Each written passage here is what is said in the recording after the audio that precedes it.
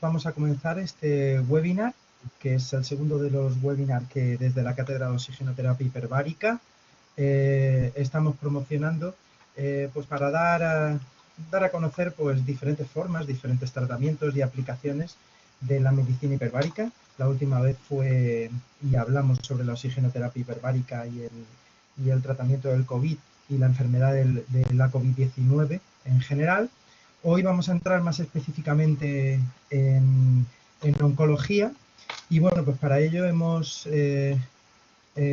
invitado aquí desde la cátedra a diferentes doctores que nos van a hacer y nos van a proponer y nos van a plantear un panorama general, no solamente desde el punto de vista de la medicina hiperbárica y la oncología, sino también del tratamiento oncológico per se.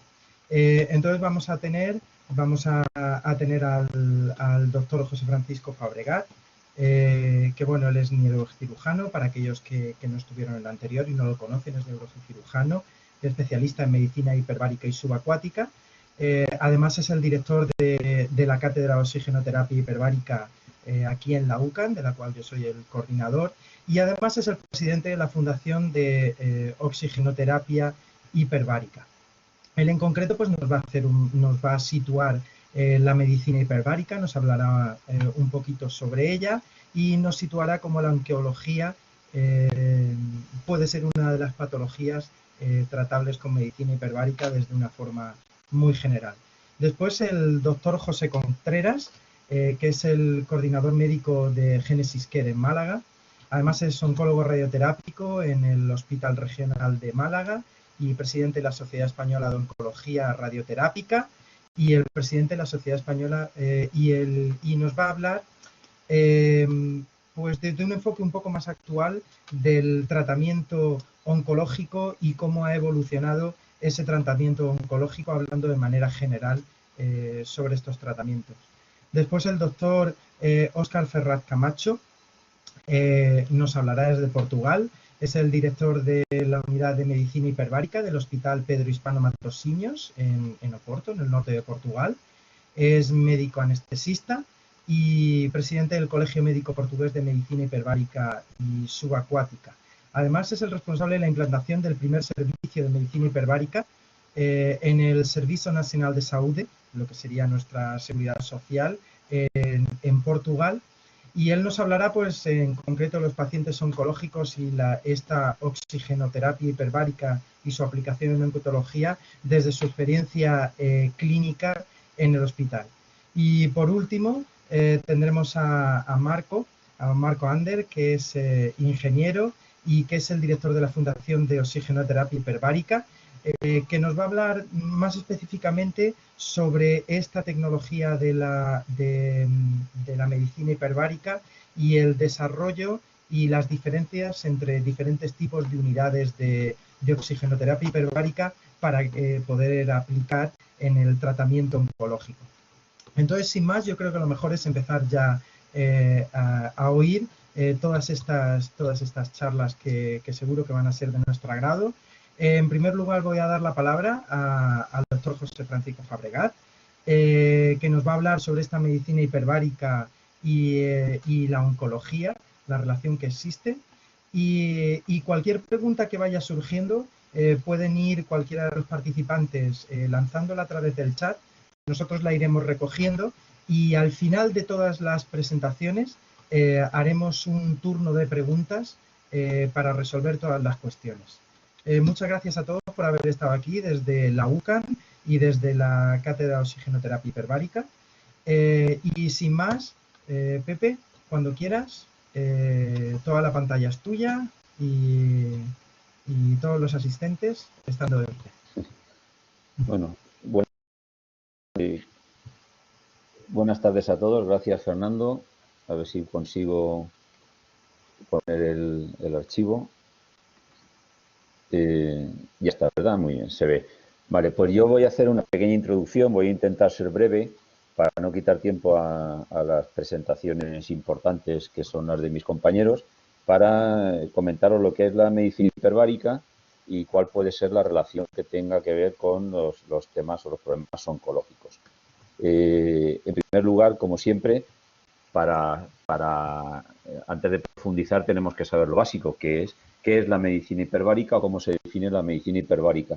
En la 7ª Conferencia Europea de Consenso se definió la medicina hiperbárica como, aquí lo tenéis, a ver si soy capaz de manejar el puntero, aquí, la terapia con oxígeno hiperbárico implica la administración de oxígeno menores de 2 atmósferas y una duración no menor de 60 minutos. Eso no lo digo yo, lo dice la Conferencia de Consenso Europea. Por lo tanto, nosotros, y yo hablo en singular, personalmente, para hablar de estos temas no contemplo opciones de equipos o de terapias que no se puedan trabajar por lo menos a 2 atmósferas de presión. Además de esto, tendríamos que añadir que el oxígeno que administramos tiene que ser oxígeno en concentraciones del 100% o próximo a 100%, que es oxígeno medicinal y que tiene que ser respirado. Es decir, no sirve aplicar oxígeno local en una extremidad, en una herida, meter alguna parte del cuerpo en una cápsula. Tiene que ser oxígeno respirado al 100% a una presión no menor de 2 y una duración de 60 minutos. Y perdonadme que haga tanto hincapié, pero eso es importante, como veremos a continuación. Como os he dicho, es un tratamiento médico. O sea, esto no es un tratamiento experimental, no es medicina alternativa, es un tratamiento médico conocido e instaurado hasta el punto, es tal su oficialidad que está en el catálogo de prestaciones de la Seguridad Social, o sea, lo cubre la Seguridad Social, la sanidad pública lo administra. Otra cosa es que el número de centros o de equipos disponibles para la población, a mi juicio, es muy bajo comparado con el número de habitantes en España, pero que es una medicina oficial recogida y cubierta por la Seguridad Social. Solo que en vez de inyectado o en pastillas, como normalmente tomamos las medicinas, pues tiene que ser respirado. ¿Cómo se administra? Pues introduciéndonos en alguno de estos equipos, que estos son cámaras hiperbáricas de distintos modelos. Aquí veis, los dos de arriba son monoplazas, cada un paciente solo, los de abajo son habitáculos grandes para tratar varios pacientes a la vez. Esto después, Marco, al final entrará más en detalle y si no, en la tertulia lo comentamos. Siempre tienen que cumplir los requisitos técnicos que he comentado antes. La mezcla de oxígeno y de presión tiene una serie de efectos en el organismo y vienen dirigidos o se basan en unas leyes físicas muy básicas de las que se estudian en el colegio, que son sobre todo estas 3, que es la ley de Boyle-Mariot. Quiere decir que los gases se comprimen, o sea, cuando tú aplicas presión a un contenido, a una cosa con gas, se reduce el tamaño. La ley de Henry, que es que cuanto más presión apliques a un gas, más cantidad de gas puedes disolver en un líquido. Eso pasa en los refrescos que tomamos normalmente, los refrescos con gas, pero también pasa con la cantidad de oxígeno que está disuelto en la sangre. Y el principio de Pascal, que es que los líquidos transmiten la presión, pero el líquido no se comprime, no se reduce de tamaño. Entonces, con estas 3 cosas, los gases se comprimen, los líquidos no, y la cantidad de gas disuelta en un líquido depende de la presión. Con esto nos vamos manejando. Como hemos dicho, la ley de Henry, el aumento de presión y el aumento de oxígeno hace que haya más oxígeno disuelto en sangre. En esta tabla podéis ver que si respiramos aire ambiente a una presión de 1 atmósfera, tenemos el oxígeno, se transporta por la hemoglobina y hay una cantidad muy pequeñita de oxígeno disuelto en sangre.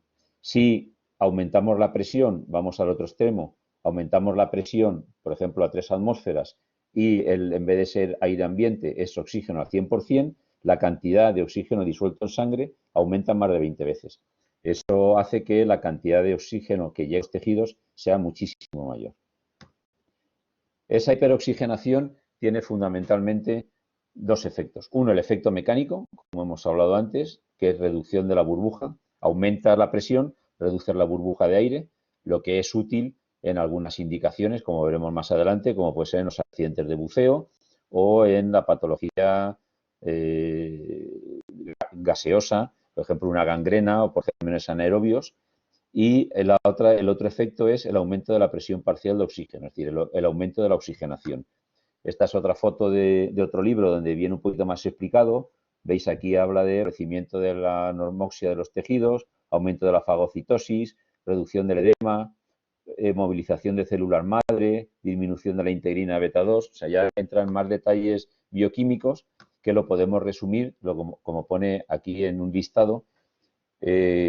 Suprime la hipoxia, mejora el metabolismo celular, restablece la cadena respiratoria mitocondrial, mejora el equilibrio celular, es bactericida y bacteriostático según el tipo de flora, estimula la quimiotasis y la fagocitosis, reduce elementos tóxicos, estimula la síntesis de prostaglandina e interferones, es un potentísimo regenerador de los tejidos, forma nuevos vasos, efecto en algunas hormonas, por ejemplo, tiene efecto insulínico o disminuye las catecolaminas, favorece la neuroconducción, o sea, una serie de efectos en el organismo que, como cualquier fármaco, que cuando los empleamos dirigidos, pues nos sirven para tratar determinadas enfermedades.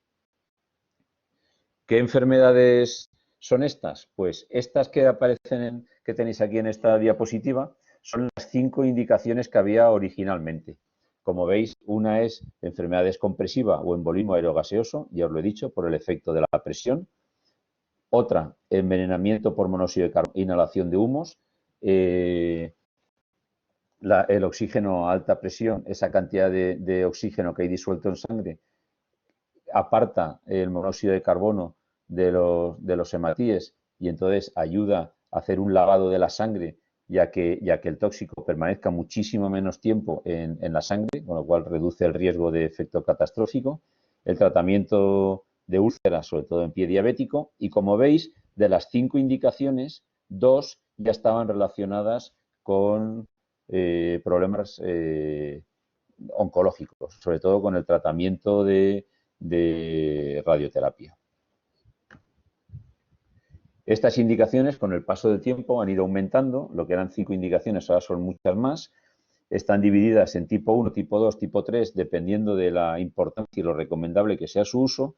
Y para no alargarme, yendo al tema que nos interesa, vemos cómo ya aparece, esto ya lo conocíamos de antes, la osteoradionecrosis mandibular y la radionecrosis de tejidos blandos. Pasamos a las tipo 2 y vemos que hay osteoradionecrosis en huesos distintos a la mandíbula, lesiones radioinducidas de tejidos blandos distintos a cistitis y proctitis, cirugías implantes en tejido irradiado, o sea, esto ya no es secuela como tal del tratamiento con radioterapia, pero sí tratamientos sobre tejidos que han sido irradiados. Vamos al tipo 3, que es uso opcional o a criterio facultativo, donde vemos otras lesiones radioinducidas, tanto en laringe como en sistema nervioso central. O sea, como veis, la cantidad de indicaciones con el paso del tiempo ha ido aumentando y dentro de esas indicaciones lo que está vinculado a la patología oncológica.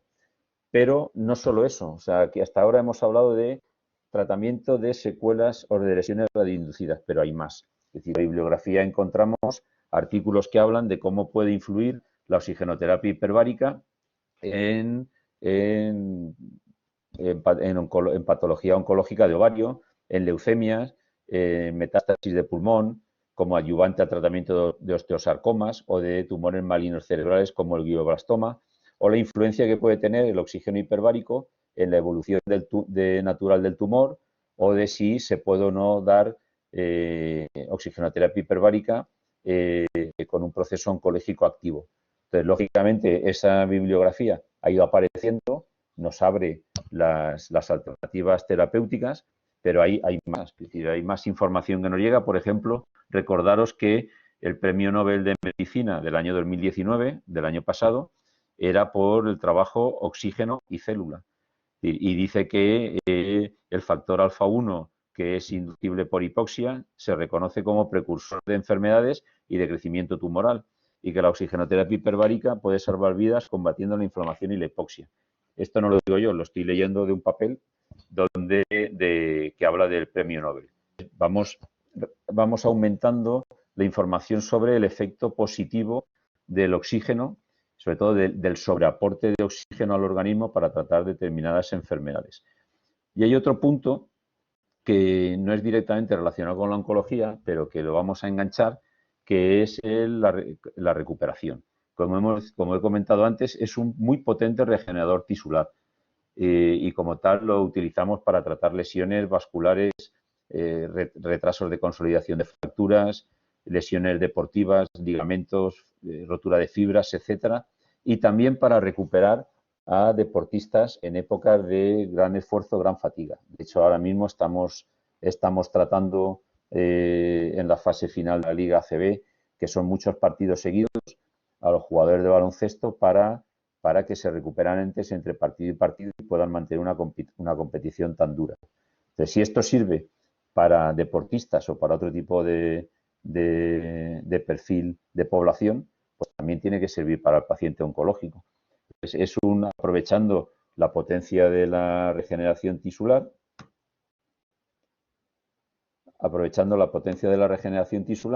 como futuro de la medicina hiperbárica.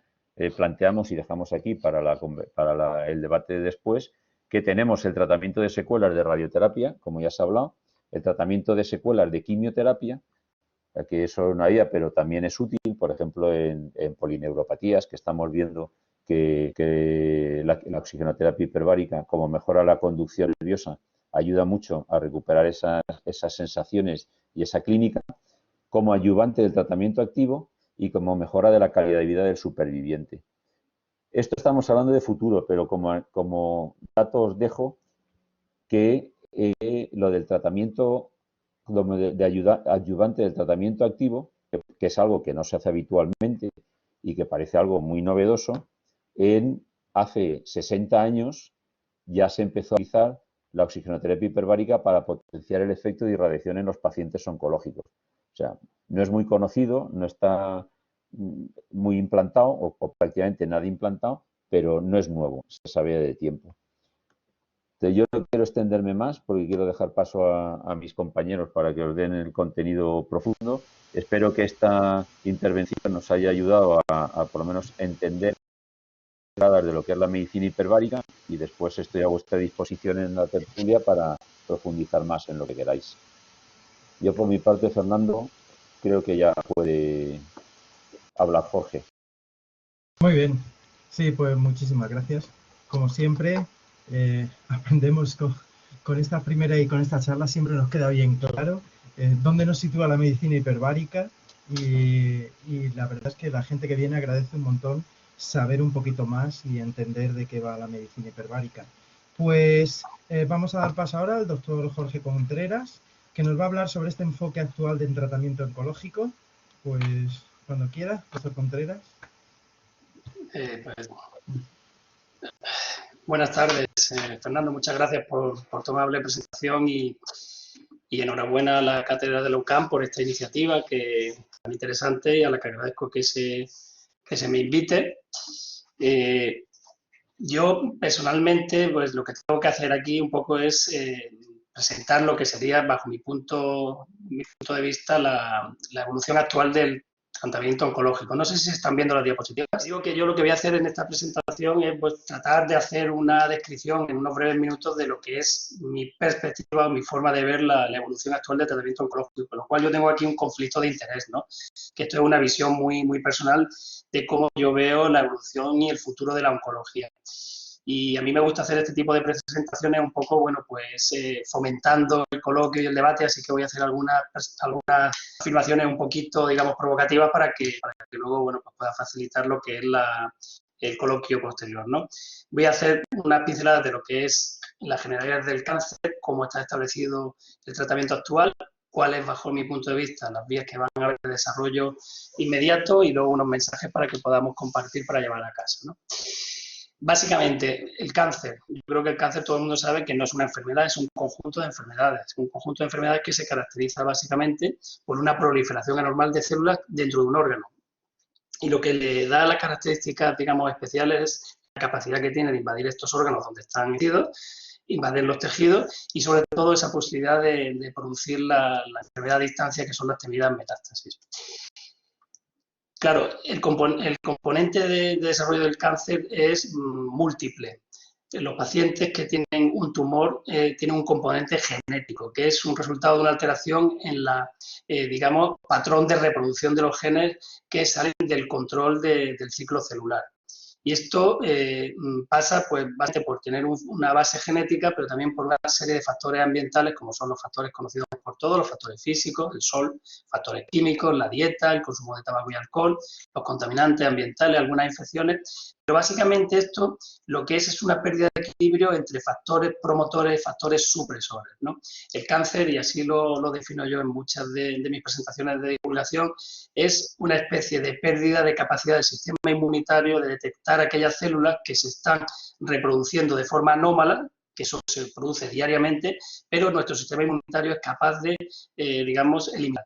Mientras que por una serie de razones que es difícil y largo de explicar, pues se produce una falta de control inmunológico y el cáncer lo que es esa pérdida del control de la capacidad de reproducción de las células. El cáncer ahora mismo se ha convertido en la primera causa de muerte. De hecho, la incidencia de los tumores está aumentando tanto en hombres y en mujeres en nuestro país. Ahora veremos por qué, básicamente pues, también por el envejecimiento de la población. Sin embargo, la mortalidad la estamos consiguiendo poco a poco ir disminuyendo. Y digo que aumenta la incidencia de cáncer porque, como se sabe por los datos del Instituto Nacional de Estadística, el envejecimiento de la población en España es absolutamente progresivo y acelerado. De hecho, en los años hemos pasado de tener una pirámide poblacional de edad a tener prácticamente, bueno, pues una especie de árbol con un tronco muy ensanchado en la parte superior a partir de los 40 años. Y esto está haciendo que, claro, pues que como el tumor se relaciona con un proceso degenerativo, cada vez tengamos más procesos de tipo neoplásico relacionados con la edad y esto también nos puede aumentar la mortalidad. ¿Y de qué mueren en nuestro país los pacientes con cáncer? Pues los varones generalmente siguen muriendo por el factor relacionado con el tabaco, que es el cáncer de pulmón, y en segundo lugar el cáncer de colon, aunque el cáncer que más frecuentemente padecen es el cáncer de próstata, pero se muere por cáncer de pulmón y de colon. Y en las mujeres se muere por cáncer de mama y por cáncer de colon, aunque el cáncer de pulmón está agazapado porque la mujer al incorporarse al hábito tabáquico está empezando a tener mayor incidencia de cáncer de pulmón. Por tanto, primer mensaje, el cáncer ahora mismo es actualmente el primer problema, bueno, en estos momentos no, porque es el coronavirus, pero en estos momentos el cáncer podría considerarse como el principal problema de salud pública, no por la mortalidad, que la vamos disminuyendo, sino por el aumento de la frecuencia, por el envejecimiento, pero es que esta mayor frecuencia conlleva también un aumento significativo de los costes del tratamiento asociado a la herencia del paciente con cáncer.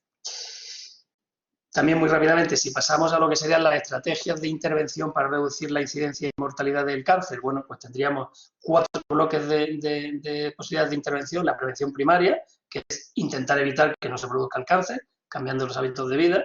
Segundo bloque sería programas de detección precoz, que sería la prevención secundaria. Si se produce el cáncer, vamos a diagnosticarlo lo antes posible. Luego estaría el bloque de tratamientos, que son los que vamos a comentar ahora, y un cuarto bloque de abordaje del cáncer, que sería la investigación. Lo que sí que se sabe es que si podemos controlar los 2 primeros bloques, hasta un 70% de tumores podrían ser evitados, con lo cual podríamos quitar de raíz pues, prácticamente un 70% de la patología oncológica. Yo creo que todos conocemos cuáles son los pilares actuales del tratamiento oncológico. Tenemos 3 herramientas terapéuticas, 2 locales, que son la cirugía y la radioterapia, y una sistémica, que es la quimioterapia o el tratamiento sistémico, y una serie de combinaciones de estos tratamientos. ¿Cómo tomamos una decisión determinada para un paciente oncológico? Pues nos basamos en tres herramientas, ¿no? El cáncer, depende de la agresividad y el estadio en el que se encuentre, nos va a condicionar un tratamiento u otro, porque va a tener una eficacia, una toxicidad en función de la patología que sea, pero el cambio que se va a hacer con el tratamiento tiene que ser realizado sobre un paciente en el que tenemos que definir calidad de vida, esperanza de vida, enfermedades concomitantes, todo lo que sea comorbilidades para tomar esa decisión. Por tanto, lo que necesitamos hacer es una especie de balance entre la toxicidad que le podemos administrar y la calidad de vida y la eficacia antes de decidir qué herramienta terapéutica empleamos.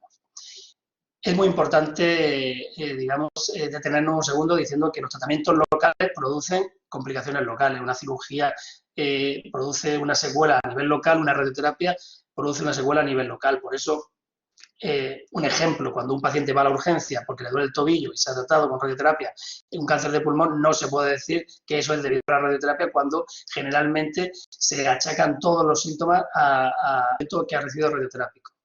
Sin embargo, la quimioterapia pues, generalmente tiene efectos secundarios sistémicos como pérdida de pelo, bajada de defensa, náuseas, vómitos. Estos serían los efectos secundarios generales con los que tenemos que trabajar en función del tratamiento que aplicamos.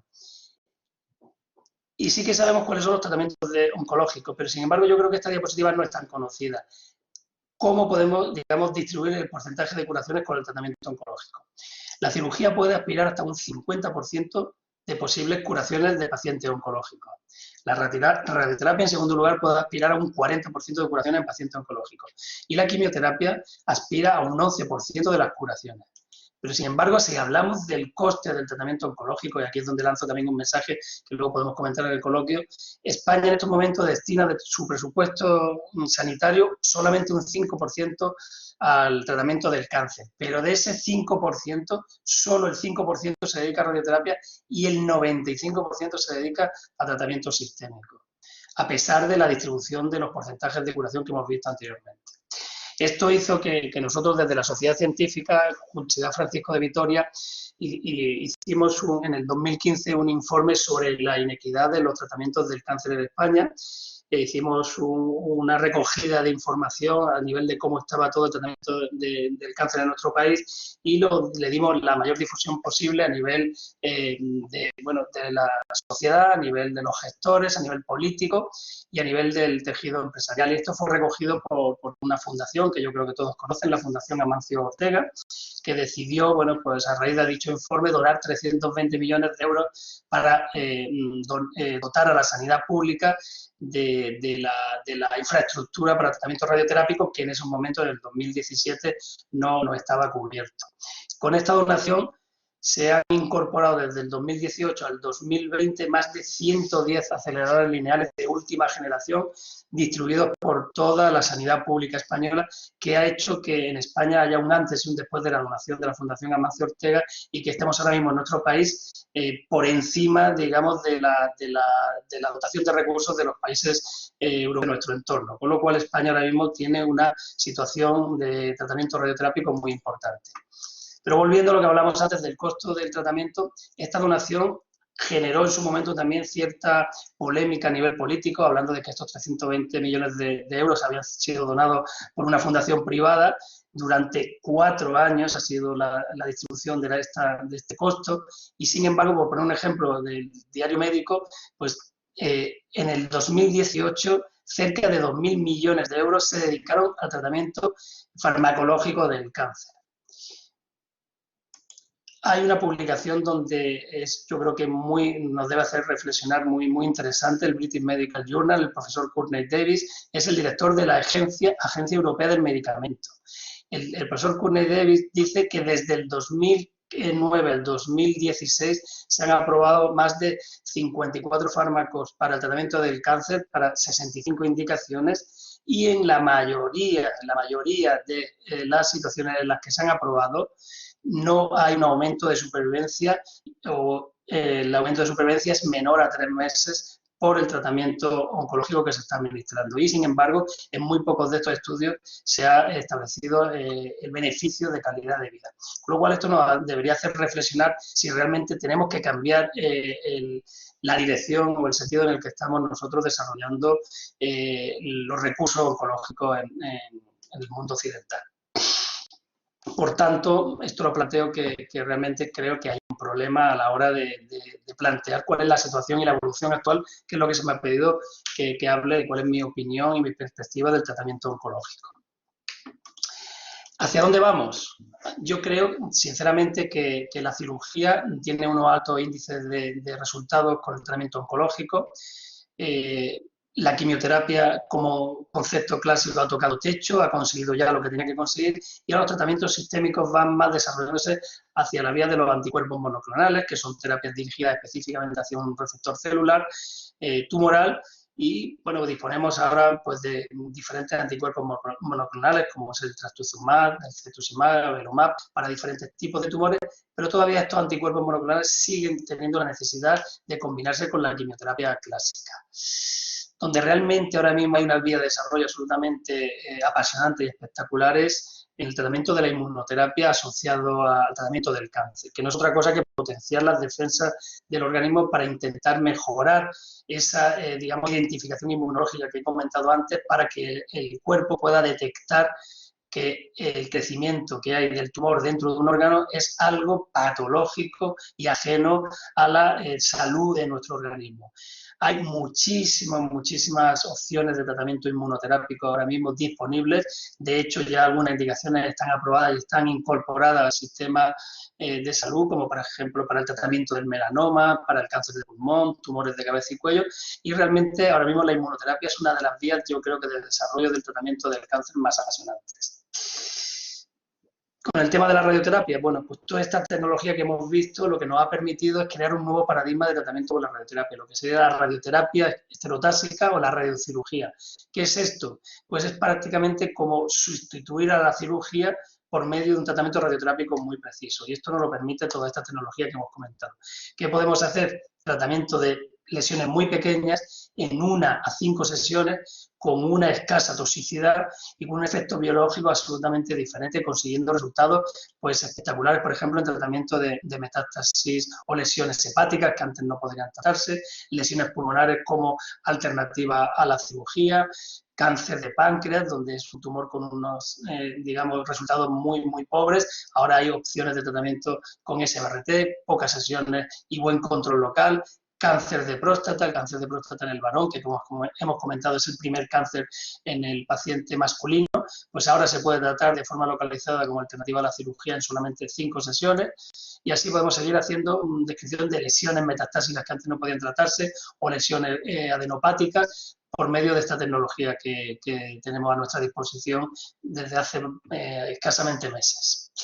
Por tanto, este mensaje también lo quiero lanzar. Ahora mismo la oncología radioterápica, con esta incorporación de toda esta tecnología, pues se ha convertido en la especialidad más costo efectiva, más eficiente para el tratamiento del cáncer por este desarrollo tecnológico. Si seguimos ya evolucionando hacia dónde va el desarrollo del tratamiento del cáncer, quiero simplemente lanzar unos mensajes, unas píldoras de información sobre lo que sería el uso de la nanomedicina. Las nanopartículas han venido a incorporarse a la medicina, pero específicamente el tratamiento del cáncer, las nanopartículas se están desarrollando en trabajos de investigación, combinándolas con radioterapia y con quimioterapia en muchas localizaciones. Nosotros hemos puesto en marcha un ensayo clínico, colaboramos en un ensayo clínico multicéntrico para el tratamiento de tumores cerebrales, tumores de próstata y sarcoma con radioterapia y nanopartículas. Y luego, pues no me he resistido también a dar unas pinceladas de lo que sería una de las vías de potenciación de tratamiento oncológico, que es la hipertermia.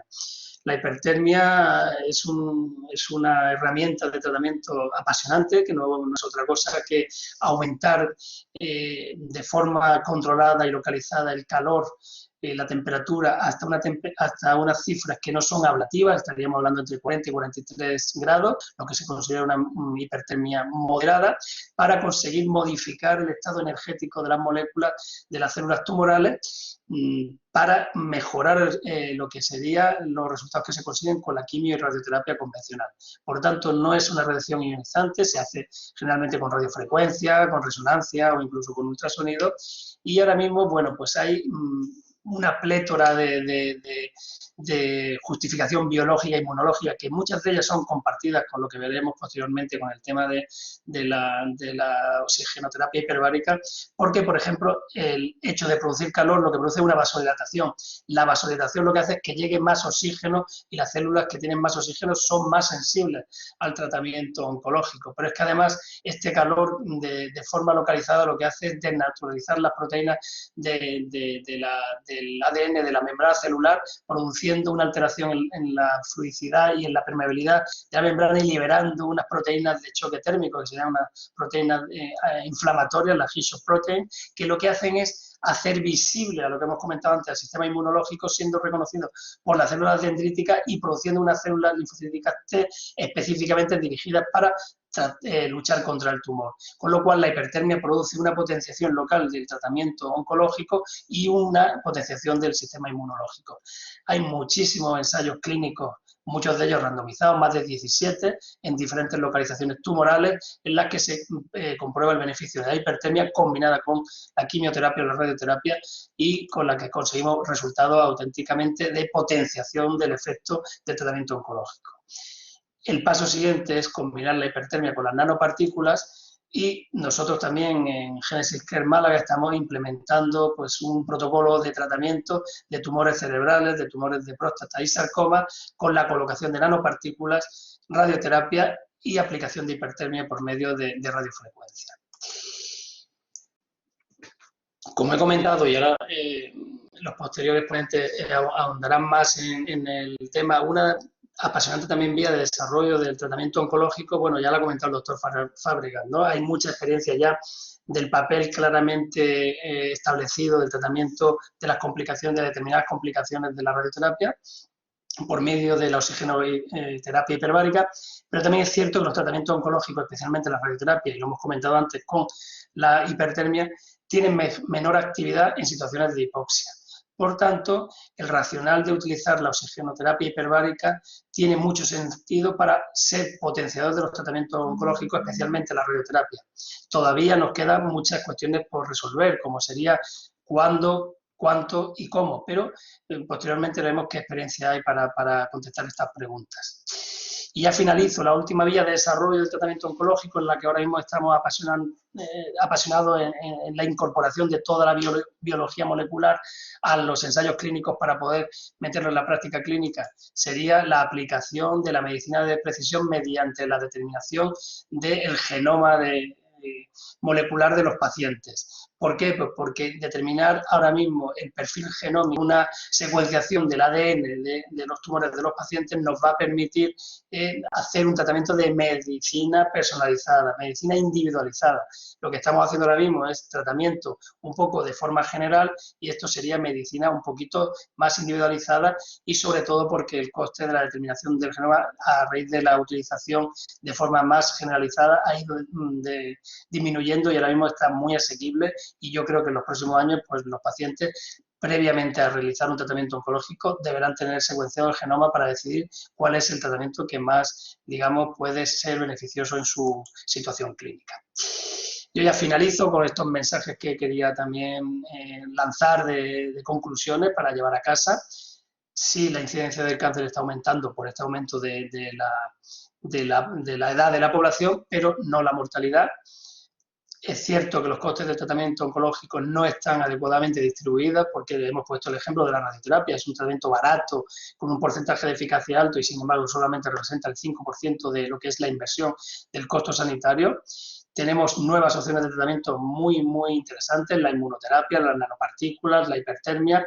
Todo esto nos va a dar mejores resultados clínicos, pero también es cierto que todo esto es a expensas de un alto coste económico y estamos en un momento de situación económica que hay que tener una eficiencia absolutamente mayor que la que hemos tenido hasta ahora. Y luego, la última de las reflexiones que quiero hacer, que no debemos olvidar que el paciente, que es el centro de la decisión de tratamiento, el paciente bien informado es el que tiene que elegir entre las diferentes opciones terapéuticas. Y no me resisto a poner esta diapositiva de una publicación en Seminars in Radiation Oncology, muy interesante. Esto es una, digamos, encuesta que se hace a más de 1.500 personas preguntando si estarían dispuestos a ponerse un tratamiento oncológico mucho más agresivo, mucho más tóxico, por la posibilidad de conseguir un 1% más de posibilidades de curación. Todos los profesionales sanitarios, médicos generales, enfermeras, oncólogos, dicen prácticamente en el 90% que no se pondría un tratamiento oncológico más intenso por un 1% de posibilidad de curación, mientras que la mitad de los pacientes con cáncer, cuando se les preguntan, dicen que por un 1% sí se pondría un tratamiento oncológico más agresivo, lo cual quiere decir que la calidad de vida significa diferentes cosas a diferentes personas en diferentes momentos y que es el paciente el que debe decidir en todo momento qué tratamiento es el que debe recibir. Por tanto, y como colofón, yo creo que los verdaderos avances de tratamiento del cáncer en este momento sería buscar el tratamiento más, digamos, eficiente, más adecuado para cada situación clínica. No puede ser, digamos, protocolo generalizado, hay que ir a la medicina de precisión. el tratamiento debe ser lo más corto posible. Si hay dos opciones terapéuticas al tratamiento, y esto lo estamos viendo con el coronavirus, hemos tenido que cambiar los protocolos para hacerlo lo más eficiente posible, con el menor número de visitas al hospital y estando en casa el mayor tiempo posible. Y las visitas de seguimiento deben ser las imprescindibles y no hacer visitas innecesarias para cuestiones administrativas, y sobre todo intentar dar el mayor soporte emocional porque la situación de cáncer lo requiere. Y esto es todo lo que yo quería comentar. Muchas gracias por vuestra atención. Pues, muchísimas gracias, doctor Contreras. La verdad es que ha sido muy interesante enterarse de cosas que para algunos que no nos dedicamos de manera directa y no estamos ahí al pie del cañón en estos temas, la verdad es que es muy interesante oírlos y tener así una recopilación tan buena en tan poco tiempo. Madre mía, ha sido realmente una ardua labor poder hacer esa recopilación de toda la información, así que se lo agradecemos muchísimo porque nos ha proporcionado una información muy útil que seguro que va a también poder ser aprovechada ahora por los asistentes y aparte por los ponentes para establecer un diálogo. Muchísimas gracias. Pues sin más, también quiero dar la palabra al doctor Óscar Ferraz, que nos va a hablar pues, sobre la experiencia clínica con los pacientes oncológicos y con los tratamientos con oxigenoterapia hiperbárica. Y sin más, doctor Ferraz, cuando desee, la palabra es suya. Muchas gracias por haberse juntado a nosotros desde Portugal. Muchas gracias. Y bienvenido. Buenas tardes a todos los participantes y muchas gracias por la invitación en participar en este webinar. Yo soy portugués, voy a intentar hablar un poco de español, seguro que será un poco las dos cosas. Yo trabajo en el Hospital Pedro Espana, al norte de Portugal, que es una unidad con una cámara multiplaza que trata a todos los pacientes del norte de Portugal, cerca de 5 a 6 millones. Mi presentación hablaré de la experiencia que tengo en mi hospital, punto 1, y después un resumen de las indicaciones de estudio que hay en la literatura. Esta es una foto de mi cámara, una cámara grande, 16 plazas, como he dicho. Esto es el interior de la cámara. Los pacientes hacen el tratamiento sentados o acostados o intubados cuando son pacientes críticos. Pueden respirar por mascarillas, cascos, intubación, son los 3 dispositivos que utilizamos. Bien, esto son las indicaciones que están aceptadas por la evidencia de los estudios. Son 3 grupos, como ha dicho el doctor Fabregas, y esto ha sido la última revisión en 2017. Estos 3 tipos de indicaciones, tenemos la 1, que son indicaciones en que la oxigenoterapia es muy fuertemente recomendada, porque es un tratamiento primario importante con impacto en la mortalidad y la morbilidad. Estas son las indicaciones tipo 1 que hemos tratado desde 2006 a 2019, cerca de 1.355 pacientes, y puede mirar que a rojo tenemos las indicaciones en el área de oncología. Son todas indicaciones con secuelas de las lesiones rádicas, las conocidas como lesiones rádicas tardías. Las de tejidos blandos, cistitis y proctitis, la osteoradionecrosis de la mandíbula y la prevención de la osteoradionecrosis dental. Estas son las indicaciones tipo 1 que hemos tratado. Las indicaciones tipo 2 es la que tiene una evidencia con algunos estudios, pero que tiene un efecto muy beneficioso para el enfermo. Aquí también tenemos muchas lesiones de radioterapia, todas las lesiones de tejidos blandos que no la cistitis y la proctitis, hablamos de enteritis, vulvitis, úlceras rádicas, que son muy frecuentes. Después tenemos la acción preventiva de tejidos irradiados. Es una acción preventiva, significa que hacemos hiperbárica previamente a cirugía. Habitualmente hacemos 20 a 30 sesiones y después el cirujano hace la cirugía y después complementamos con más 10 sesiones. Aquí también tenemos muy buenos resultados con muy baja incidencia de infección y muy buena cicatrización. Y después, el último, tenemos también la osteoradionecrosis, otros huesos que no de la mandíbula. Aquí también tenemos algunos pacientes tratados en nuestra unidad. Y finalmente tenemos las indicaciones tipo 3, que son indicaciones en que hay un consenso de especialistas de que es beneficioso. Hay que tener en atención que estas clasificaciones 1, 2 y 3 se prenden con la existencia de estudios, con la evidencia de los estudios, porque hay indicaciones tipo 3 y para que funciona bien, pero necesitamos de más estudios. Y una de esas indicaciones es, por ejemplo, la cistitis intersticial, que es de oncología y que hablaré más tarde. Tenemos también lesiones radioinducidas del sistema nervioso central, que tenía que tener rojo, pero me olvidé. ¿Vale? Muy bien. Esto es información conocida. La enfermedad neoplásica es un problema global de salud. El doctor Jorge lo ha dicho. De acuerdo con las cifras de la Organización Mundial de Salud, se diagnostican más de 15 millones de casos a cada año, que las tres herramientas que tenemos para el tratamiento, también el doctor Jorge ha hablado, son la cirugía, la quimioterapia, radioterapia, solas en combinación. Cerca del 50% de estos pacientes hacen radioterapia. Y de este 50% estarán vivos a los 5 años. De estos sobrevivientes, 5 a 15%, meses a años después de hacer radioterapia, van a tener las complicaciones tardías de este tratamiento. Y 1% de estos pacientes será una complicación refractaria al tratamiento convencional, muy difícil de tratar, pero habitualmente con muy buena respuesta al oxígeno hiperbárico. Tenemos dos tipos de complicaciones. Tenemos la complicación aguda de la radioterapia, es la lesión aguda. Es una, como pueden mirar en la foto, es una complicación superficial.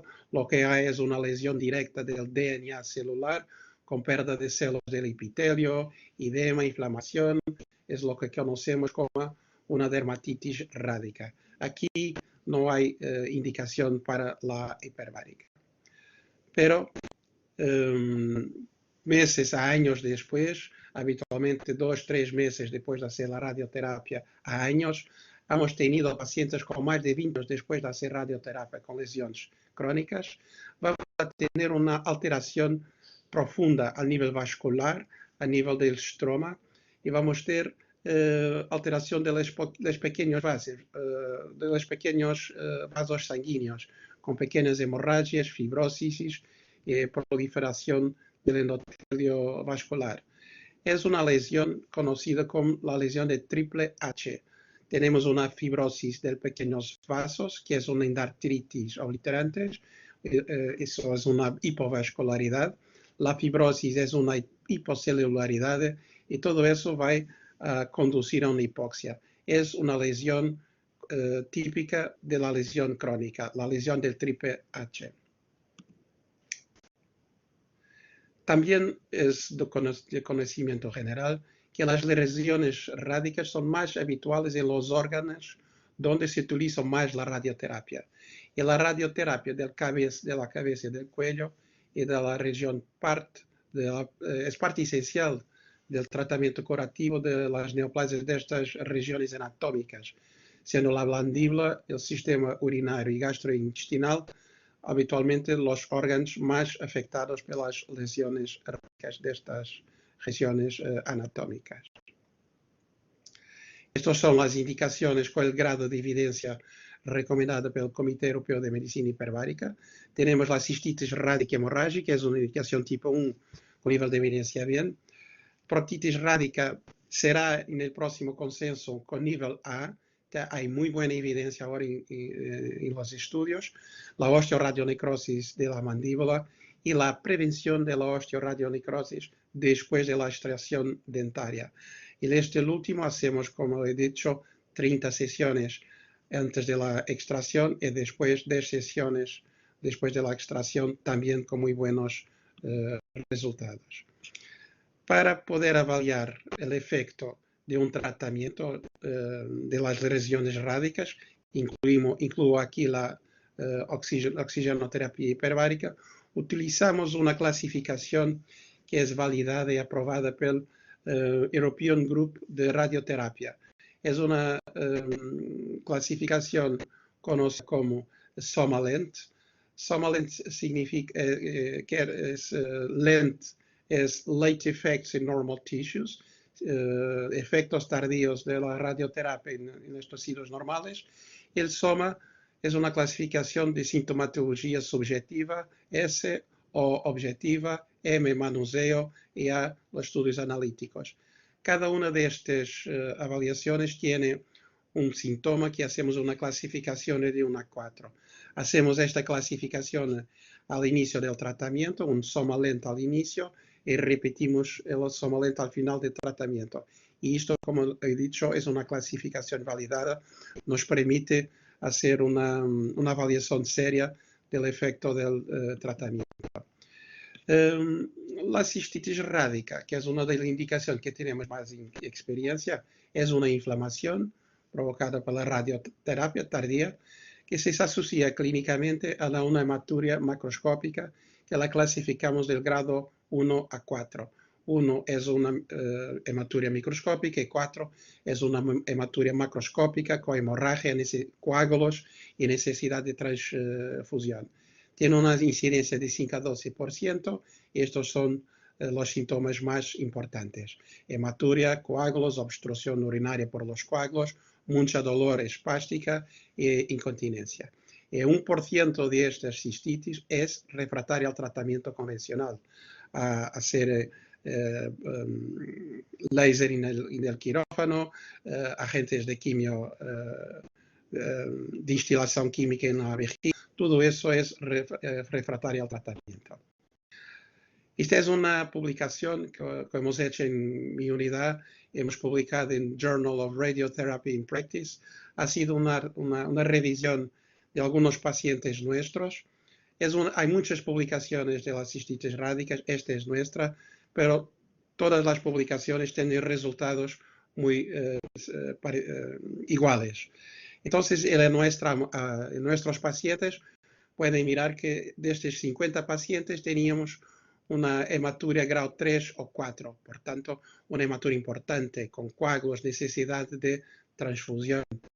En esta tabla pueden mirar que al inicio, en la evaluación inicial de nuestros pacientes, teníamos una hematuria de grado 3 y al final del tratamiento, 40 sesiones después del tratamiento, la media de la hematuria era 0. Entonces hemos tenido unos resultados muy buenos con la cistitis. Esto es consistente con los resultados de los otros estudios.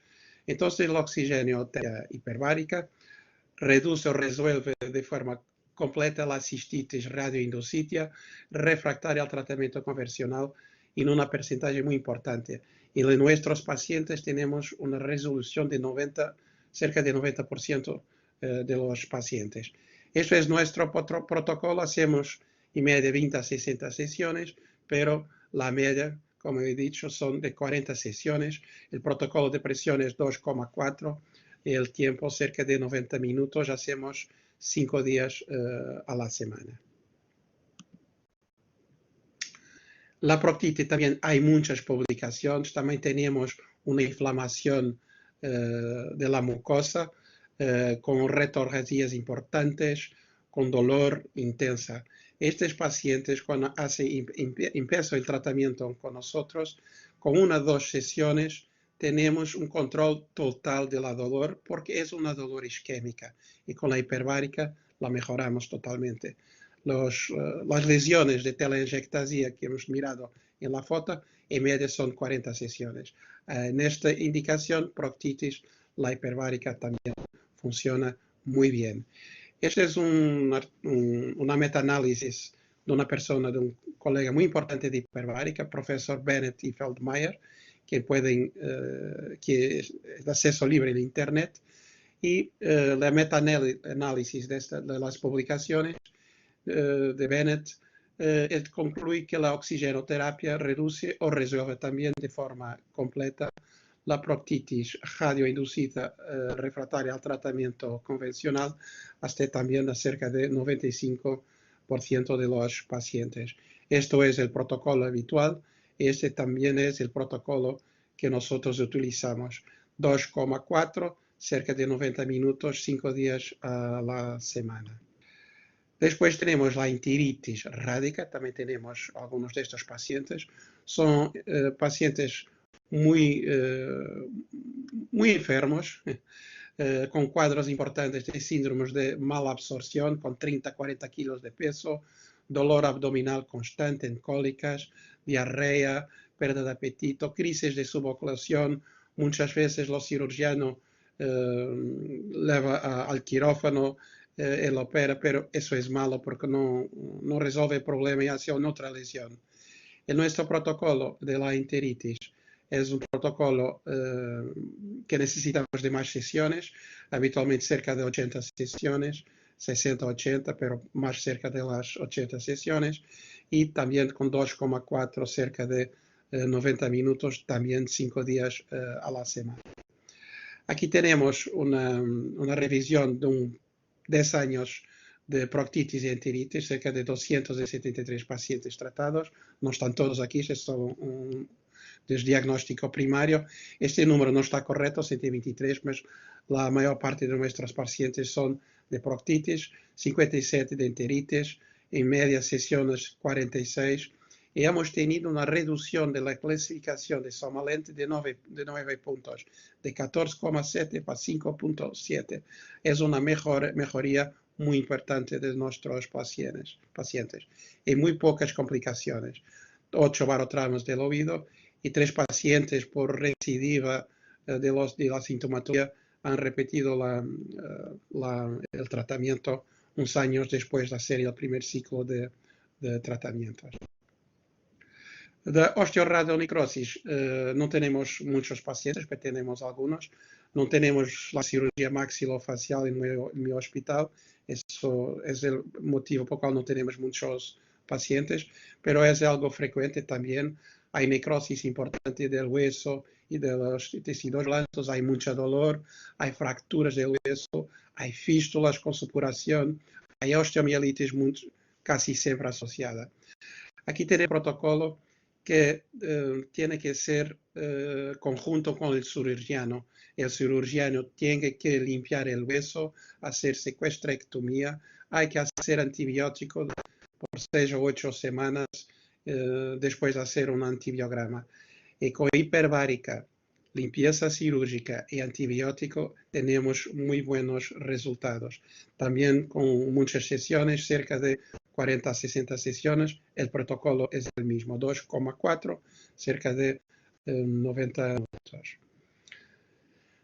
El doctor Fabregas ha hablado de los efectos. Básicamente lo que tenemos es una herida crónica compleja en la lesión rádica al nivel del estroma, que es una herida hipóxica. A hacer llegar más oxígeno, tenemos un efecto antiisquémico y después promoción de la cicatrización y construcción de una mucosa normal que necesita tiempo, de ahí cerca de 40 a 60 sesiones para las lesiones rádicas. Pero repito, en estas lesiones rádicas nuestros resultados son muy buenos, más de 90%, cerca de 90% de mejoría. Después hay otras indicaciones que no cistitis, proctitis y osteoradionecrosis, estas que son estas que aquí están. Tenemos la osteoradionecrosis de otros huesos, también tenemos muchos pacientes, también como resultados, es una indicación tipo 2. Y en la prevención de los injertos óseos en territorio que ha sido irradiado previamente, y en la radionecrosis de tejidos blandos que no la cistitis y proctitis, especialmente en la región de cabeza y cuello, y aquí hablamos de úlceras de piel rádicas malvarizadas, muchas veces infectadas. También tenemos buena indicación con hiperbárica, limpieza cirúrgica y antibiótico. Este es un ejemplo de una mujer que ha hecho mastectomía, radioterapia, y años después ha tenido una fístula, ulceración, osteomielitis de las costillas, ha hecho limpieza cirúrgica y después ha hecho hiperbárica con muy buenos resultados. Esta es la tercera o cuarta tentativa del cirujano para encerrar la fístula. Y la primera vuelta que hemos hecho con hiperbárica tenemos un buen resultado. Tipo 3, hay otras indicaciones recomendadas por el Comité Europeo. Hablamos de las lesiones radioinducidas de laringe, no tenemos experiencia, y el tratamiento de las lesiones radioinducidas del sistema nervioso central. Del sistema nervioso central tenemos pocos pacientes, algunos 6 de mielitis rádicas. En estos todos pacientes hemos tenido mejoría del examen neurológico, de la función motora, pero la resonancia se quedaba igual.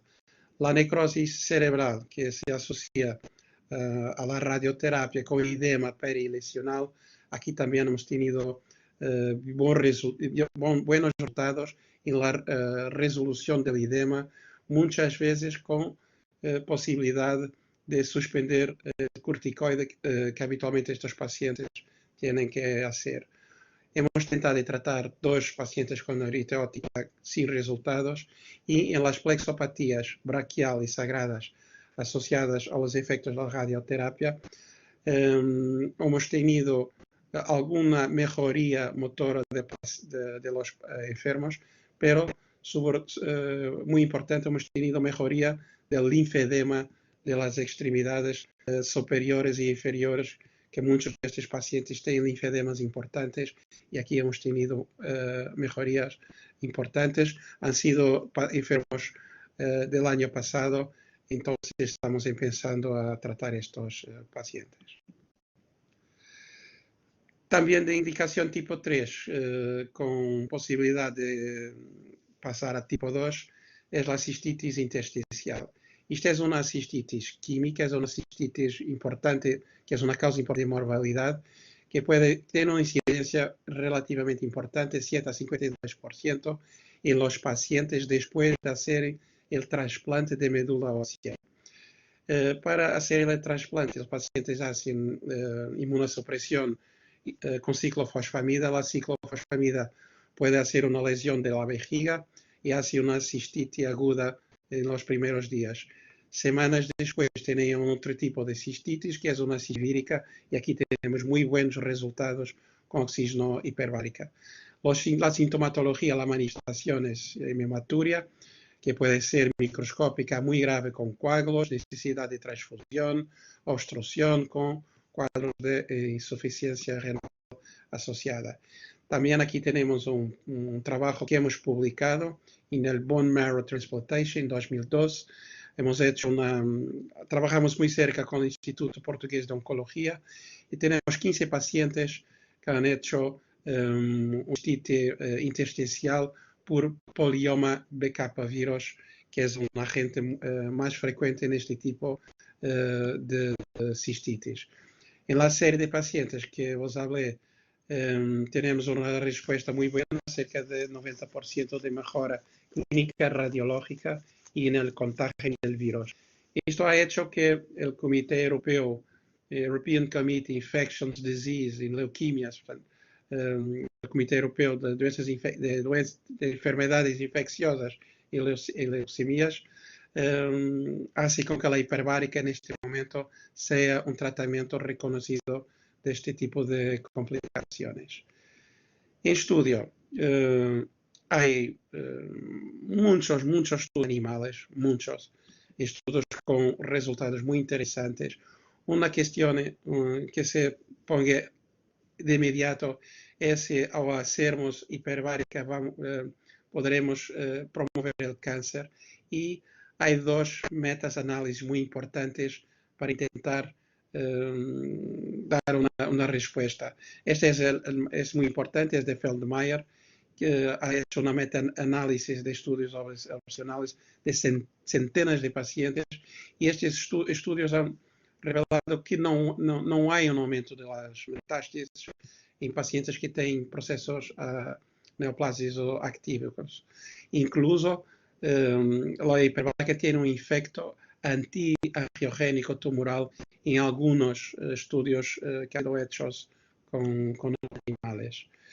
Esa es una cuestión. Sabemos este consenso que la hipoxia es un factor importante en los tumores, sobre todo los tumores sólidos, en el crecimiento, en la diferenciación, la agresividad, angiogénesis, en la vía glucolítica, la sobrevivencia de las células, es un factor de progresión tumoral. Entonces, hace una lógica que haciendo hiperbárica oxígena el tumor, lo podemos tratar o coadjuvar con otro tipo de tratamiento. Aquí hay muchos estudios, todos estudios animales, que se muestran muy prometedores. Son limitados porque son animales y tenemos necesidad de hacer estudios más diferenciados con humanos. Pero estos estudios muestran claramente que hay apoptosis tumoral inducida por el oxígeno hiperbárico sola o en combinación con radioterapia y o con quimioterapia. Con la quimioterapia es de consenso, como ha dicho el profesor Roger, que la hipoxia es un hecho importante de resistencia a la quimioterapia. También aquí hay estudios animales que demuestran que la hiperbárica es un complemento, aumentando los efectos de estos diferentes agentes, in vitro, in vivo, pero raramente hacen estudios con humanos. También con la radioterapia es de consenso que la concentración de oxígeno influye en el efecto de la radioterapia. Hay también estudios animales que muestran que la radiosensibilización con hiperbárica tiene muy buenos resultados. Aquí tenemos un estudio de Overgaard que ha hecho una meta-análisis con cáncer de la cabeza y del cuello, de radiosensibilización, también con muy buenos resultados con la hiperbárica. Nosotros, Pedro, en mi unidad, algo que nos gustaría intentar, pero no tenemos radioterapia. Y es importante cuando utilizamos la oxígeno hiperbárica con la radioterapia, hacer la radioterapia durante el tratamiento con la hiperbárica o en los 20-30 minutos después de terminar para estar seguro que las células están bien oxigenadas. Y nosotros en Porto no tenemos esta posibilidad. Después hay algunos estudios de algunos tipos de cáncer específicos que están publicados, también estudios animales con buenos resultados. Por ejemplo, en la mama hay estudios in vitro con un fuerte efecto antiproliferador en estas células, estudios publicados en revistas de publicaciones de referencia. Tenemos también de cabeza y cuello, que son tumores de la cavidad nasal, senos, labios, boca, garganta, laringe. Y aquí también la hiperbárica y radioterapia, radiosensibilización también tiene efectos beneficiosos.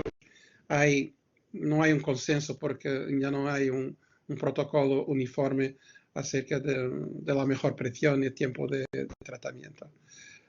Tenemos los gliomas, hay hospitales que lo utilizan. En los Estados Unidos es utilizado la radiosensibilización en los gliomas.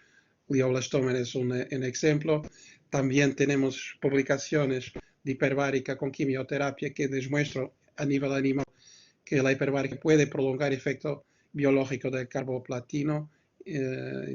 Hay muchas publicaciones. En leuquimia también hay estudios animales que demuestran que la hiperbárica promueve apoptosis en las células pero in vitro, etcétera, etcétera.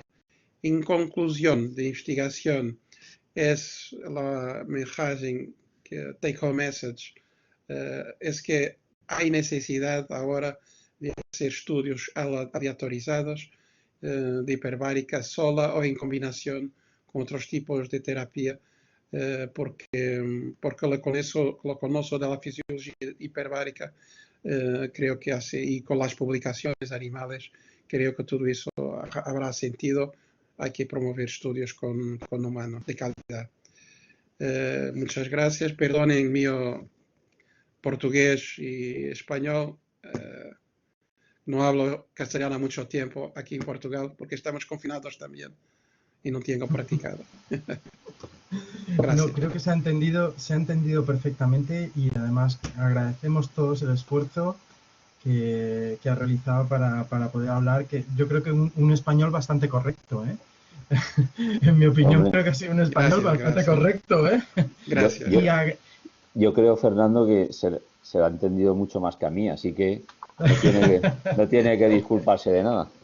No, Gracias, no, gracias. en absoluto. Además, agradecemos muchísimo la presentación, el detalle que ha tenido con cada una de las terapias, las descripciones que ha hecho, incluso con fotografías histopatológicas, con alguna fotografía de pacientes, que segurísimo que todos los asistentes que pertenecen a personal médico, de enfermería y de odontología, que seguro que están ahora mismo conectados al webinar, han agradecido ese detalle y han entendido toda la presentación. Con lo cual, muchísimas gracias de verdad por el Gracias, gracias. esfuerzo Placer. Muchas que ha gracias. tenido que hacer. Y bueno, pues para acabar tenemos ahora a Marco.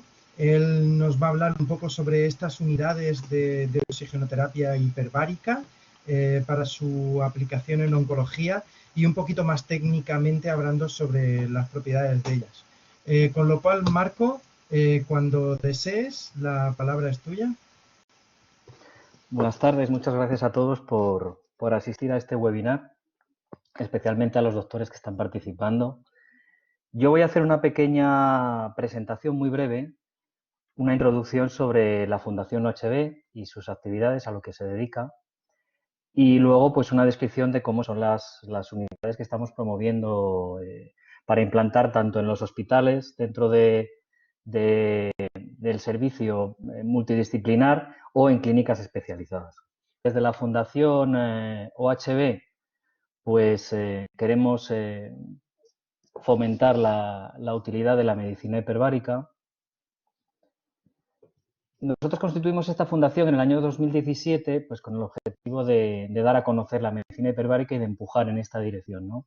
Con el objetivo de fomentar la investigación, promover la formación y favorecer el contacto y las relaciones entre todos los interesados en la OHB. No solamente los médicos, por supuesto, sino todo el resto de profesionales de la medicina y de gente relacionada con ella, así como pacientes y investigadores. Los objetivos de la fundación pues, son muy concretos y muy claros. Pues es una fundación solidaria que lo que busca es dar apoyo a los pacientes a través de la investigación y de la difusión. Nuestras actividades son el desarrollo de proyectos relacionados con la medicina hiperbárica, la investigación, que no podría ser de otra manera, la aplicación de estos estudios y la docencia de los profesionales médicos sobre todo y la información a los pacientes y a los usuarios. Dentro del desarrollo de proyectos, pues hacemos la actividad no solamente en España, sino fuera y con distintos profesionales, no solamente médicos, sino también técnicos, ingenieros y siempre el papel fundamental de los pacientes, que también nos ayudan en hacer este apoyo con la investigación y con la publicación de estudios. En la parte de docencia, en la UCAM, tenemos un programa muy importante para médicos. Ahora mismo sale un máster de medicina hiperbárica que va a dar un apoyo muy importante a todo esto, además de también los cursos que damos a los técnicos y a los operadores. Dentro de los programas de investigación de la Cátedra de Medicina Hiperbárica que está en la UCAM, tenemos varios, pero hoy vamos a hacer hincapié en el oncológico. Aquí hay un proyecto de oncología y radioterapia que ahora mencionaremos, pero vamos a hablar hoy generalmente de todos ellos. Bueno, fundamentalmente lo que estamos desarrollando en este proyecto es la oxigenoterapia hiperbárica aplicada para potenciar el efecto de la radioterapia en nuevos pacientes, en pacientes reirradiados y en pacientes postoncológicos. Los doctores que han intervenido anteriormente ya han hablado de todo esto. Voy a ser muy breve en ello y simplemente poner el punto en determinados temas que queremos resaltar, ¿no? La actividad del desarrollo de estos proyectos, pues sobre todo la implantación de unidades de medicina hiperbárica en hospitales y en clínicas especializadas en oncología. Aquí podemos ver que desde hace ya más de una década, como han mencionado anteriormente, estamos este es un ejemplo de lo que la sanidad pública de la Comunidad de Madrid está reembolsando, o sea, está cubriendo desde el año 2011, ¿vale? Relacionado con la oncología, pues tenemos, como han mencionado antes los doctores, osteoradionecrosis, radiaciones en tejidos blandos, y hay una parte importante de lo que cubre la sanidad pública, que son tratamientos en cámara con otras patologías. Es decir, si hay una prescripción médica de que un profesional lo prescribe, la sanidad pública también está cubriendo esto. Perdón, porque es que se me va un poquito el ratón. Aquí lo tienen, ¿no? Con el número aquí son las patologías desde 2011. Ahora las patologías se han ampliado y con un número de hasta 60 sesiones. Bueno, dentro del desarrollo global de proyectos, pues lo que buscamos y lo que estamos intentando conseguir es que el uso de la oxigenoterapia y terapia hiperbárica se aplique en las secuelas de la radioterapia. Pues que ya extendido y entendido, pero de hecho las indicaciones de lesiones radioinducidas han aumentado, como han dicho antes el doctor Fabregat, el doctor Contreras y el doctor Camacho.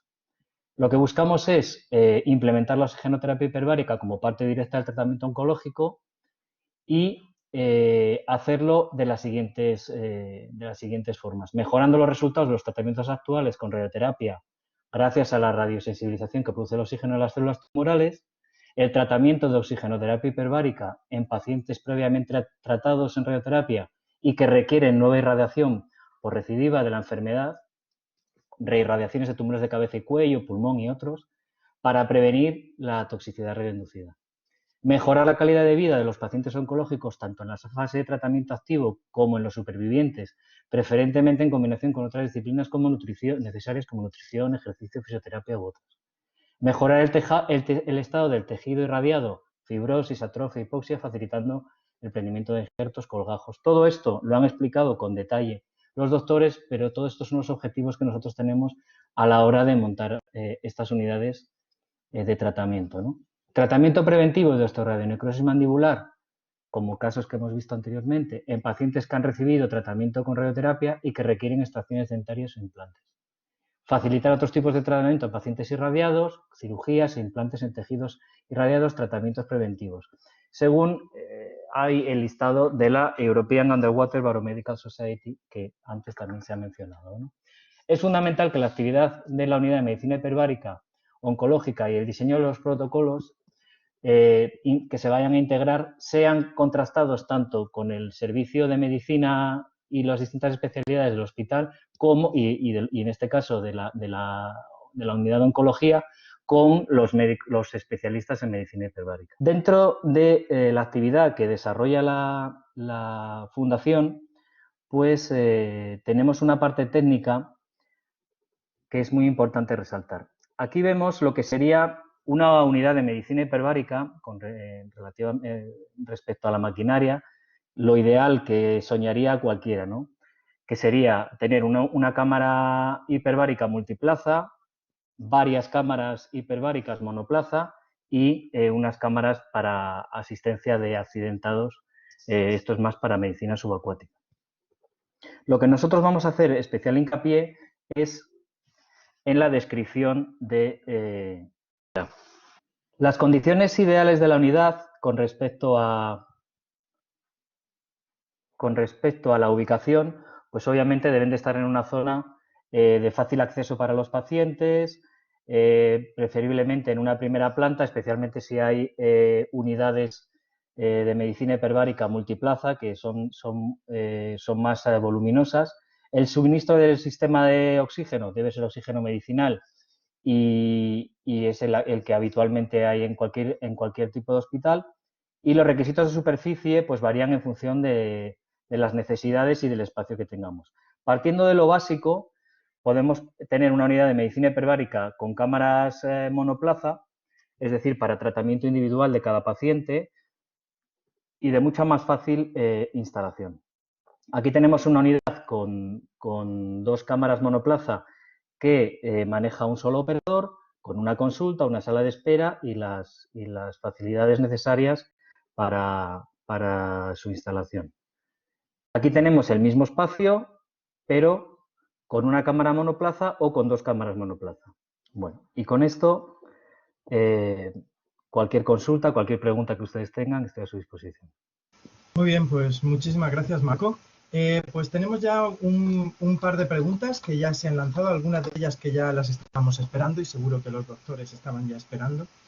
Y entonces, pues estas primeras preguntas, las primeras van relacionadas con la aplicación de diferentes tratamientos y si es incompatible la oxigenoterapia hiperbárica con la quimioterapia, puesto que argumentan que el aumento del oxígeno no estimularía la célula oncológica al ser un regenerador tisular. Entonces lanzo la pregunta al aire y cualquiera de los doctores. Saludo yo por romper el hielo, Sí. pero bueno, después me gustaría, cualquiera de mis dos compañeros, esto creo que es un tema o un punto que hemos tratado los tres, porque eso era una creencia, o sea, la pregunta está muy bien hecha, porque es una creencia difundida, pero bueno, a mí me gustaría que, por ejemplo, pues eso, os comentara más en profundidad, aunque ya he hecho referencia a publicaciones donde se comenta o se ve que no fomenta el crecimiento tumoral ni metástasis. Entonces, de hecho, incluso hay estudios que también se han comentado sobre la combinación o ver cómo aumenta la efectividad de distintos tratamientos de quimioterapia con oxigenoterapia hiperbárica para que aumente la eficacia. Entonces, entiendo quién ha hecho la pregunta porque es algo que surge con mucha frecuencia, pero yo creo que la tendencia a día de hoy es otra. Pero me gustaría que tanto Jorge como Óscar comentaran. Sí. Esta es una pregunta que muchos médicos que nos referencian enfermos con enfermedades neoplásicas activas nos preguntan si la oxigenación de los tejidos con metástasis o con cáncer activo no irá a potenciar. Como he dicho, un metaanálisis muy importante de Feldmayer de más de 1000 pacientes tratados en hiperbárica con cáncer activo. Y estos pacientes que han hecho hiperbárica, comparativamente a los que no han hecho, no hay un aumento no hay una potenciación de la hiperbárica, incluso hay un efecto antiangiogénico, porque la angiogénesis en los tejidos normales es un mecanismo diferente de la angiogénesis del cáncer. Entonces tenemos más un efecto antiangiogénico con la hiperbárica do que una acción del cáncer. Con los agentes de quimioterapia, hay algunos agentes de quimioterapia que no deben, que son una contraindicación para hiperbárica. Son pocos, pero hay. Estoy hablando de la doxorubicina, estoy hablando de la bleomicina, estoy hablando del cisplatinio. Podemos tener complicaciones cardíacas o fibrosis pulmonares y no son compatibles. Pero con los otros agentes de quimioterapia hay estudios animales en que hay alguna potenciación biológica, pero son estudios animales con las limitaciones que tienen los estudios animales. Eso es lo que hay. No sé si he contestado a la pregunta.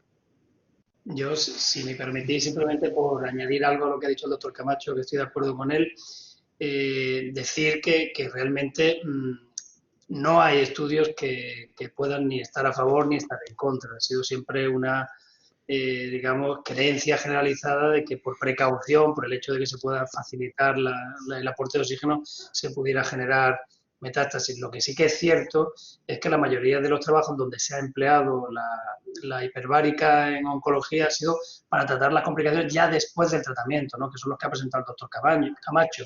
Son trabajos de pacientes que han tenido secuelas o alguna complicación después del tratamiento radioterápico. Pero dicho esto, también es cierto que el racional para plantear un mayor aporte de oxígeno tiene mucho sentido para combinarlo con los tratamientos donde la hipoxia es un limitador de la respuesta del tratamiento. Esto está claramente demostrado con la radioterapia y también con algunos fármacos, ¿no? Así que es cierto que hay que tener cierta precaución y hay que consultar con especialistas, pero en principio no hay una contraindicación generalizada. Muy bien, muchísimas gracias. A colofón precisamente de esta discusión ha surgido otra pregunta, y es si existen ya protocolos establecidos para la utilización preventiva o para evitar complicaciones provocadas por la radioterapia. Quizá el doctor Camacho y el doctor Fabregat pueden hablar un poco sobre la oxigenoterapia y quizá su uso no como preventiva, sino más bien para evitar esas complicaciones de la quimioterapia o la de radioterapia en este caso. Sí, pues mira, si me permitís, yo creo que más, claro, es que esta pregunta que está muy bien planteada, pero que se cabalga un poco con la situación real actual. O sea, estamos hablando que el tratamiento como ayuda a las secuelas de la radioterapia está muy bien establecido. El doctor Camacho ha mostrado una documentación impresionante y lo que se está intentando es usar, o sea, y se está intentando y se usa y hay que ir a más, es la oxigenoterapia hiperbárica como ayuda al tratamiento de radioterapia, o sea, al mismo tiempo. Entonces, lógicamente, no hay, hasta donde yo sé, salvo que el doctor Camacho diga lo contrario, protocolos de tratamiento pre-radioterapia para prevenir complicaciones de la radioterapia. Primero, porque no sabemos qué pacientes van a tener esas complicaciones. Segundo, o sea, tampoco tenía mucho sentido, en mi opinión, incorporar un protocolo preventivo de complicaciones de radioterapia por el volumen de complicaciones y no sabemos a quién. Y cuando es más útil para el paciente estudiar e implantar protocolos de tratamiento de oxigenoterapia hiperbárica combinado con la radioterapia, que es lo que va a hacer que el tratamiento de la radioterapia sea más efectivo. Entonces, yo creo, en mi opinión, que la profilaxis de la complicación de la radioterapia en el entorno en que nos movemos no sería una prioridad. No sé si me explico, entiendo la pregunta, pero creo que hay que centrar más en potenciar el efecto quimioterápico y radioterápico que en prevenir una complicación que no sabemos cuándo va a aparecer o que en volumen o en casuística tampoco nos va a condicionar demasiado. Absolutamente de acuerdo. Durante el inicio de la preparación del webinar surgió una pregunta también que creo que ahora que tenemos muchísimos más asistentes, quizá la podríamos contestar nuevamente para que quedara claro, y era el uso de la medicina hiperbárica en la apnea del sueño, como tratamiento de la apnea del sueño. Entonces el doctor Camacho ya había dado una respuesta, ¿verdad? Lo que Sí. Lo que yo he dicho es que yo no tengo experiencia de hiperbárica en la apnea del sueño. Entonces, no sé si hay publicaciones con experiencia en esta patología, en esta enfermedad, pero yo no tengo experiencia, no sé. ¿Vale? Bien, a mí me surge también una duda personal, y es el uso de la medicina hiperbárica, o bien no como recuperación, sino como preparación, por ejemplo, para competiciones en apnea deportiva. ¿Podría ser contraproducente el uso de la medicina hiperbárica como preparación para este tipo de pruebas deportivas? ¿Para la apnea? Sí, la apnea deportiva. Sí.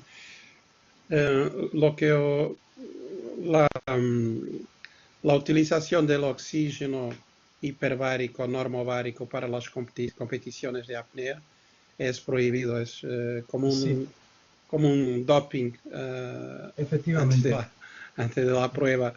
Seguro que podría prolongar el tiempo de la apnea con hiperbárica. Ahora, si los efectos mecánicos en el pulmón de la apnea pueden mejorar el tiempo de la apnea, no sé, no tengo experiencia. Creo que hay otros entrenamientos más eficaces. ¿Vale? Sí. Precisamente no era como precisamente como el doping o el preparación para una prueba, sino era más como una terapia de recuperación posterior y como una terapia de mantenimiento, por así decirlo. Pero quizás sería contraproducente. Vamos, es una pregunta que hago ahora que tengo Es que una tengo a los pregunta difícil. especialistas y es una pregunta difícil. Sé que es una pregunta muy difícil porque Sí, sí. además el no tener el control de tu sensación de subida de híbrido carbónico y consecuencias, podría tener consecuencias, pero como recuperación, quizá como recuperación después de unos entrenamientos, después de un periodo deportivo intenso. Sí, es posible. Eso, Fernando, Sí. sí, eso como comenté antes en algún momento así de pasada, ahí sí que tenemos experiencia y porque, bueno, hemos tratado deportistas de élite, como estábamos comentando, ¿no? Es decir, desde la fase final de la Liga de Baloncesto, que está selección española de fútbol, deportistas de alta competición. Es decir, esto lo cuento porque está eh, colgado en la red, me refiero, es público, no estoy violando ningún secreto. Entonces, como recuperación de la fatiga por la parte de hiperoxigenación y de recuperación de los tejidos, se ha visto buenos resultados. Y entonces yo personalmente no tengo experiencia en apnea, sí en otros muchos deportes, y como recuperación, sobre todo en competiciones muy concentradas y muy intensas o en periodo de entrenamiento intenso, eso sí que ayuda. Como fase previa a la competición, o sea, yo lo que no, en el deporte, para esta fase de recuperación no está considerado doping, o sea, de hecho se puede hacer tratamientos de cámara hiperbárica durante la competición, o sea, esto no hay ningún problema, pero lo que no, vamos, lo que yo no conozco, no tengo documentado y no usamos es como intento de mejoría del rendimiento, o sea, no, que son cosas distintas. Una cosa es recuperarte del esfuerzo y de la fatiga y otra pretender mejorar tu rendimiento con la cámara hiperbárica. Son dos cosas distintas. La experiencia que tengo en la minoridad, yo conozco muy bien muchas publicaciones como recuperación de la fatiga, pero optimización de la performance, pero lo hacemos con atletas en las lesiones de la rodilla, ligamentares, especialmente cuando hay factores de crecimiento. Y aquí sí tenemos resultados muy interesantes, pero en las lesiones no tengo experiencia en otro tipo de indicaciones. Muy bien, muchísimas gracias. Bueno, pues creo que no hay ninguna pregunta más en el chat. Si no habiendo más preguntas, si hay alguno de los ponentes que quisiera también hacer alguna aclaración más o quisiera hacer algún comentario, quisiera decir algo, sobre todo invito también a Marco y a doctor Fabregat para que puedan decir algo también desde la cátedra, si quieren dejar algún mensaje para llevar a casa a todos los asistentes. A mí me gustaría dejar el mensaje de que la Fundación está aquí para apoyar a cualquiera que tenga cualquier inquietud o que necesite de la ayuda tanto en información como en formación, como en dar un empujoncito en cualquier proyecto para conseguir que haya más unidades de medicina hiperbárica, especialmente hoy que estamos aquí en oncología y que bueno, que estamos a disposición del que lo necesite. A mí me gustaría para terminar también, muchas gracias por la invitación y este tipo de reunión es muy importante. Tenemos personas de diferentes especialidades de diferentes países. Es con el trabajo multidisciplinar que podremos hacer buena investigación. Gracias. Agradecer a todo el mundo su participación, en especial pues eso, a Jorge y a Óscar que bueno, los otros tres como parte de la cátedra de la universidad pues estamos más en casa, ¿no? Pero que la gentileza y el esfuerzo y la generosidad con la que Jorge y Óscar han participado en esto, dos personas de un peso tan importante dentro de la medicina y que haya compartido con nosotros este rato, se lo quería agradecer públicamente, porque además han hecho una aportación científica y de contenido muy grande y quería darles las gracias. Recalcar lo que decía Marco y como ve todos los que hemos hablado, insistimos en que hay indicios, hay estudios, necesitamos, tenemos que avanzar y yo creo que el objetivo de esta reunión es eso, poner las cartas sobre la mesa e intentar que todos rememos en la misma dirección porque esto tenemos un arma muy potente delante tenemos mucho conocimiento que a veces está disperso, no lo tenemos hilado en equipo multidisciplinar, y lo que queremos es fomentar que esto vaya adelante, porque hay mucho paciente y estamos convencidos de que hay mucha gente que se puede beneficiar de esto. Nada, que espero que a la gente que se ha conectado haya sido de su interés y daros las gracias a todos, nada más. Yo simplemente quería daros las gracias a vosotros, a Marco, a Pepe y a ti, Fernando, porque bueno, para mí ha sido una experiencia muy, muy positiva, enriquecedora, he aprendido mucho, he disfrutado mucho de la reunión y sinceramente creo que hay muchas líneas de posible colaboración. Así que muchísimas gracias por la invitación y ha sido un placer. Muy bien, pues vamos a dar por finalizado el webinar. Por supuesto, lo que estamos es todos agradecidos, todos los participantes y yo también mismo desde la cátedra por que hayáis asistido los 4 y haber preparado también toda la documentación y toda la información que nos habéis transmitido. Y también desde dar gracias a la UCAM por haber entrado y por haber permitido que se realice este webinar desde el Vicerrectorado de Investigación. Y, por supuesto, a Xiomara y a Jousra, que han estado por detrás ahí también dando ese apoyo técnico para que se pueda realizar este seminario en las condiciones en las que hemos hecho. Así que muchas gracias a todos y gracias a todos los participantes que han asistido hoy en este horario tan intempestivo, pero a veces, en fin, el personal sanitario cuando está trabajando pues es difícil encontrar, y eso es muy de agradecer, que después de haber terminado unas largas jornadas de trabajo nos hayan dedicado el tiempo a todos los que estamos interesados en estos temas. Muchísimas gracias a todos y esperamos que nos veamos pronto en el próximo webinar de la cátedra y de la UCAM. Muchísimas gracias a todos.